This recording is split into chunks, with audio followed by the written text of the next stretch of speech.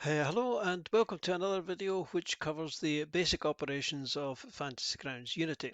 And in this video we're going to take a look at the combat tracker. And we see here that we've got some players who have joined our game, and you'll see that their portraits appear. This is the DM screen obviously, and we can see that the players' portraits are appearing in the top left of the screen. So let's open up the combat tracker, and there is nothing on it. It's completely blank. We've got some icons down the bottom. We've got some text up at the top.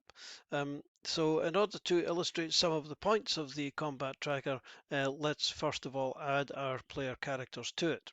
Now we can do this in two ways. We can drag the portraits from the top left here and drop them onto the combat tracker, or we can go into the character selection screen and we can do the same from there. Once we've got the players on the combat tracker, you'll see that there's a row of icons have appeared, and the player's portrait and their name has appeared, and some of these boxes have filled in their hit points. For example, initiative still blank. They've got a box for temporary hit points and for wounds. So let's look at these from left to right then. We'll start with this one, the faction. Now, if we mouse over this, we see that the green skull icon shows that this is a friend. We can click on that to make this character neutral. We can further click on it again to make this character hostile. We can click on it again to give it a no faction name, and then we can go back to it being green. So this is how the factions would be determined by clicking on this icon here and changing the status of this particular character. Normally players would always be friendly, but once we've got foes on the thing, sometimes they can be neutral or friendly during the course of a combat. The next icon here is the targets. We have nothing targeted at the moment. Fingers has no targets. If he did, then there would be an icon in here.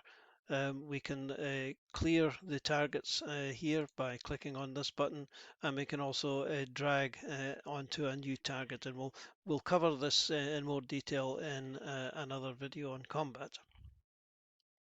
Um, the next icon along here shows the space and reach. In this case, the fingers' size is 5 and his reach is 5. 5 means that he's medium or smaller and takes up the space of 1 square on the map. His reach is designated as 5 feet, which means that he can attack any of the squares immediately adjacent to the one that he's sitting on. If this were to be if fingers had a longer reach weapon, then this might show 10 or 15.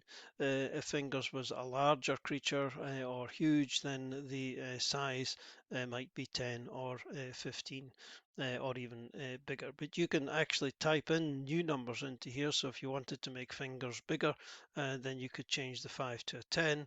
If you acquired a reach weapon during the combat, then you could change the figure in here as well to cover that. These are all Dungeon Master things, by the way. Players can't do these kind of things. If we then look at the offense icon here, this shows some basic information about Fingers, which shows his initiative modifier, his armor class, and his speed. And we've also got a little checkbox here to see whether or not he has used his reaction or not.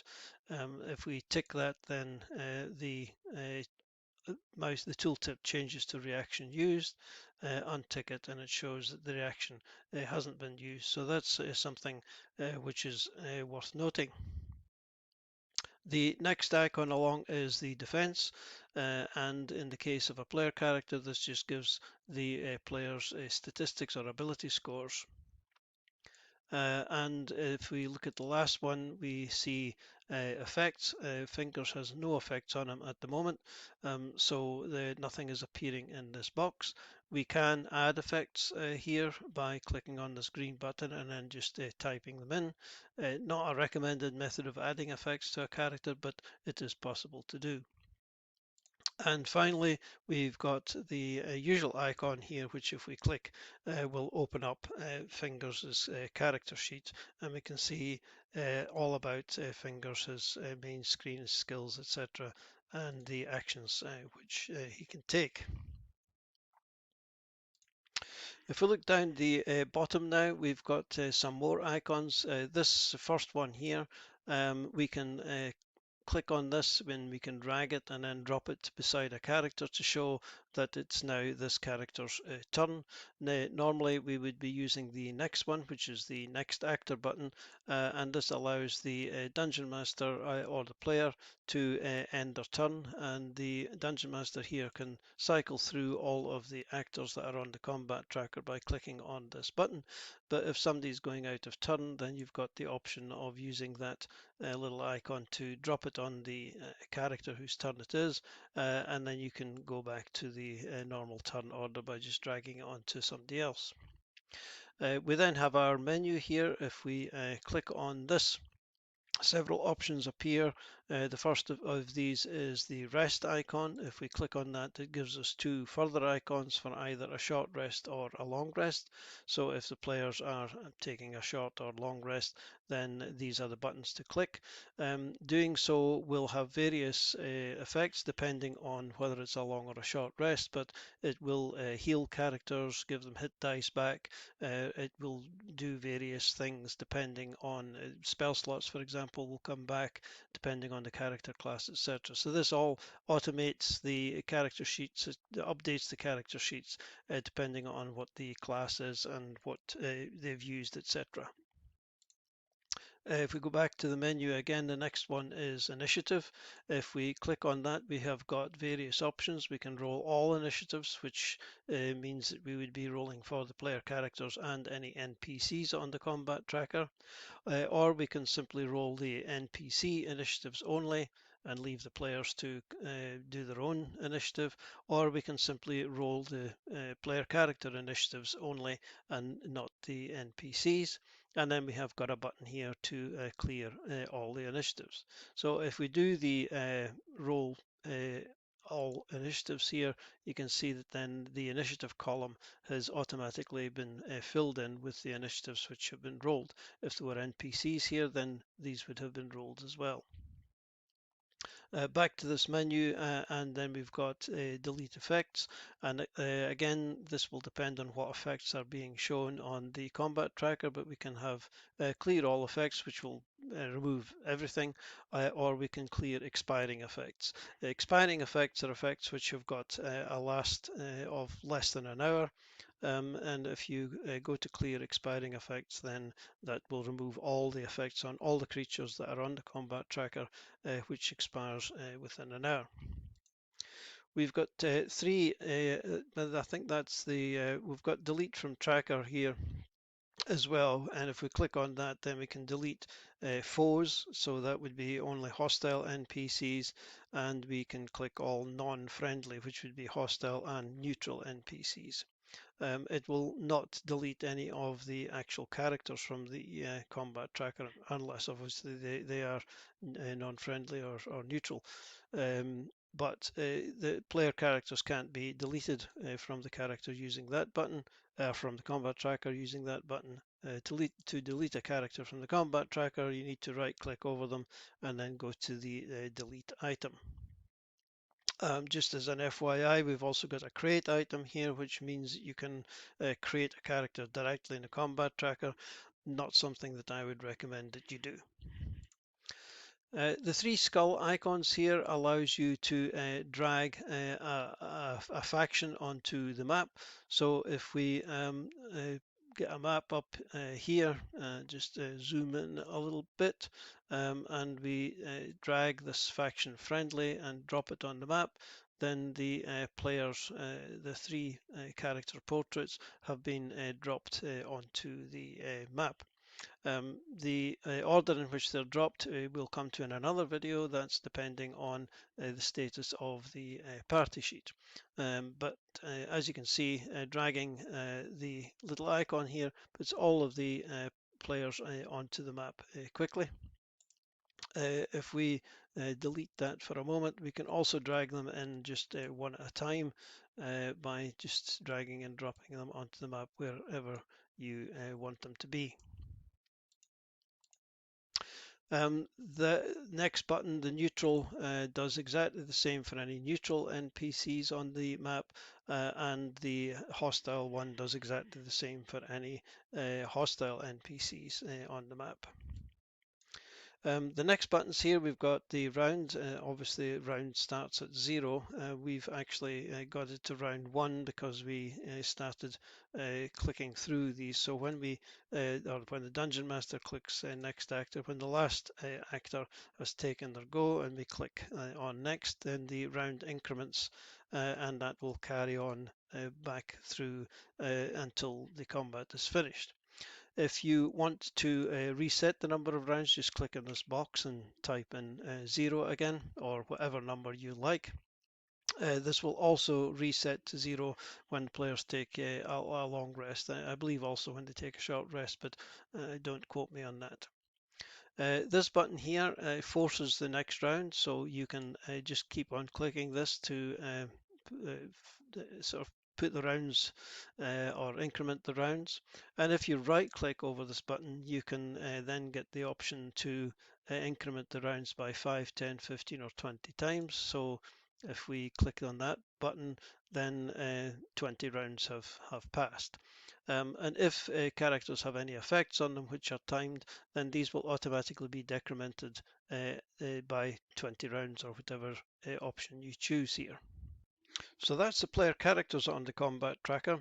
If we now go to an encounter, which is in this page here, which we've opened up this encounter. We've got this little button here which allows us to add these NPCs to the combat tracker, and we just click that and it automatically adds them to the CT.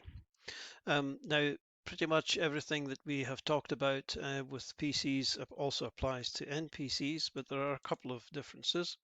The first thing is that when we get to the creature, then for the DM, it opens up this box here, which allows us to make various attacks and gives us various pieces of information about this creature. We can see our usual links here, which we can open up to get more information on what the unusual or undead fortitude and unusual natures are. And we've also got an action here, which again we can click on to see exactly what that is. And if we mouse over these figures, you can see that they light up. And if the Dungeon Master double clicks on anything which is lit up here, it will automatically make that attack in this case. And you'll see it in the chat. And in this case, in here, we've got some damage which will automatically be rolled when you double click on it. The targets, size and reach, offense, all of these things are pretty much the same as they are for PCs. As we click through these, we can see that it's opening up new boxes which are telling us the stats for this NPC, their immunities, condition immunities, etc. And if we click on this, it'll show any effects that are on them. And lastly, we've got the link icon here, which will give us or open up the NPC sheet itself. We can go to there and we can see the portrait. We can then share that with our players, etc. Now these creatures here, when they appear on the combat tracker initially, let's get rid of that. You can see that underneath here there's a little eye icon which currently is grayed out. This means that although the NPCs are on the map, and we can show you this if we click our map here and zoom in a bit, these are the NPCs on the map. But currently they are invisible. The players can't see them because although they're on the combat tracker, they are invisible on the map. They're also invisible on the combat tracker. We can change that status by clicking on the eye icon, and that will make this creature visible. If we see on the map here, this creature's token has now lit up, which means that it is visible to the players, and we can make it invisible again simply by clicking on the eye icon. Up at the top left here, we've actually got an eye icon which will show all NPCs. So if we click that, then all of these icons here will change from invisible to visible. And you can see on the map now that the 3 NPCs tokens have all lit up. The other thing which is different here is we've got this little red not identified icon. And this shows that the players haven't identified this particular NPC. They don't know what this is, what they're facing, and it shows here that it's an unidentified creature.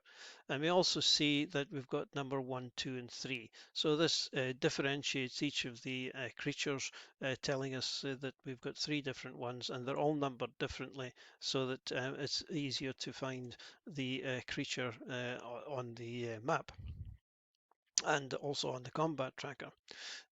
If the players have been able to identify the creature, then we can click on this icon here to change the item not identified status to identified, and this will then change the status for all of the NPCs that are of the same type.